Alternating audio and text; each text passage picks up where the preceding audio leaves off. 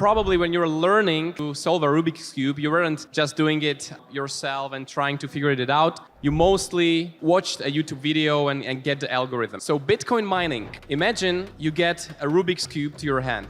Without any way, without you knowing how to solve it, you can figure that out over time. You can learn how to do it. You can make it faster even when you check some algorithms, and you can really learn how to solve a Rubik's Cube in basically in half an hour, in an hour. And then your base time can be maybe 5 to 10 minutes, you can just solve it. Which if you tell to somebody who never solved the Rubik's Cube, 10 minutes is like, wow, that's amazing. But what you're doing, you're looking at the Rubik's Cube, you're checking where the positions are, where the colors are, and you're progressing through an algorithm. Bitcoin mining is like somebody gives you a Rubik's Cube, but you're blindfolded, you never saw the initial position of the colors, and they tell you, okay, solve a Rubik's Cube. If you do it, I give you $1,000. And you might be asking the guy, okay, but how can I solve it if I never saw the initial positions? Well, it's only guess, it's only trial and error, and you can solve it for hours, months, and years. And suddenly, after a couple of years, the guy watching you tells you, wow, now you solved it, now you want this $1,000. So this is the analogy, this is one of the analogies what the Bitcoin mining really is.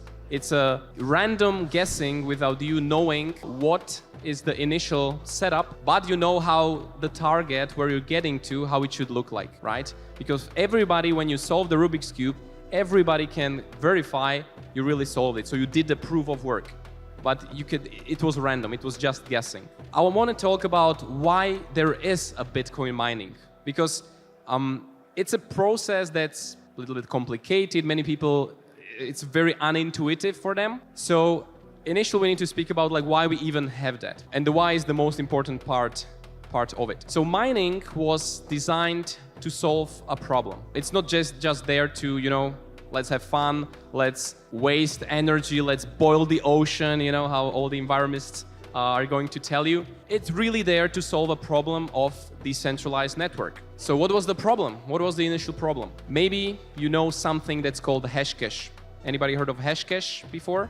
Okay, a couple of people. Hashcash is something that gives birth to Bitcoin mining. Algorithm as a concept was developed by Adam Back in 1997. So what was the problem that Adam wanted to solve? The problem was there was a lot of spam emails everywhere on the internet, because sending an email is cheap, it's costless, it doesn't cost you anything. And that's why we're receiving tons and tons of spam emails, because if the spammer sent 1 million emails and maybe the open rate or success rate is 0.00%, well, he will make some money and he can send another million emails. So Adam's idea was to make sure that when you're sending an email, it will be a little bit costly for you, but you're not going to pay for it with PayPal or with Bitcoin at the time. It was before Bitcoin. But you're gonna pay with your computing power, with energy that you're gonna spend, that your computer gonna spend to solve a mathematical function.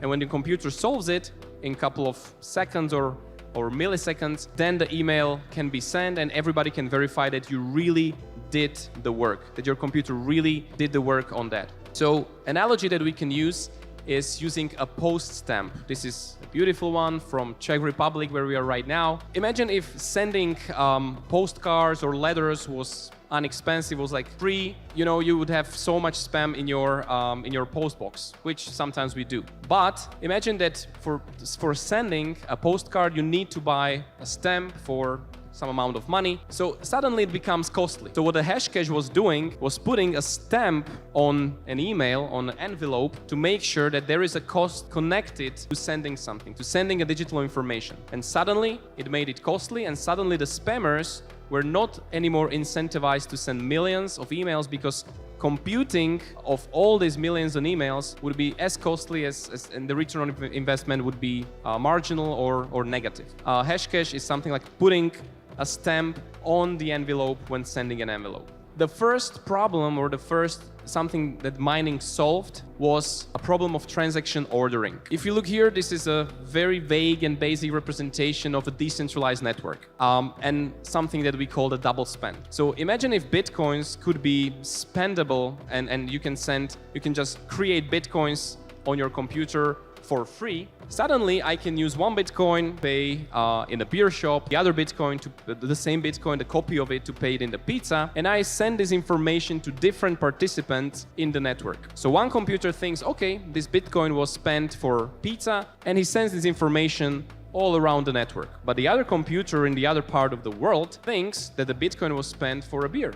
And somewhere in the middle, suddenly there is a computer who is getting conflicting informations. Wow, like this Bitcoin was spent on pizza and on beer at the same time? It's not possible. The same as it's not possible to do it with cash, Satoshi needed to design a way how to make sure that digital money are also not spendable 2, 3, 4, 5 times, and needed to create something that prevents us create more and more transactions. Because money to work, there needs to be an order of when the transaction happened. We need to know which transaction happened first, which transaction is second, and in digital world, it's very hard to do without central parties. Because when Satoshi was designing Bitcoin, he was like, okay, let's remove the central authority there. Let's remove the bank who's ordering the transactions in a digital world. With cash, it's pretty simple, right?